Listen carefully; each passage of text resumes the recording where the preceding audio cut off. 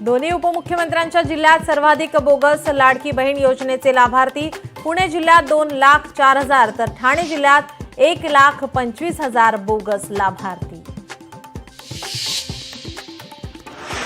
बीडमध्ये मनोज जरांगेंची निर्णायक सभा।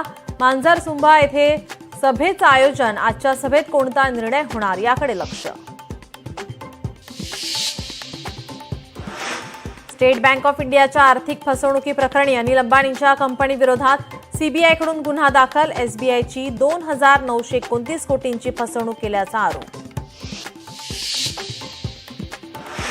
मुख्यमंत्री देवेंद्र फडणवीस वेळ देत नाही, आपली कामं दिल्लीतून होतात, शहा लगेच वेळ देतात। सुप्रिया सुळेंचा पुन्हा एकदा फडणवीसांवर निशाणा। मटण खाल्लं तर पाप काय, आपण मटण खातो, आपल्या पांडुरंगाला चालतं। सुप्रिया सुळेंचं वक्तव्य तर सुळेंच्या वक्तव्याला वारकरी उत्तर देतील, फडणवीसांचं प्रत्युत्तर।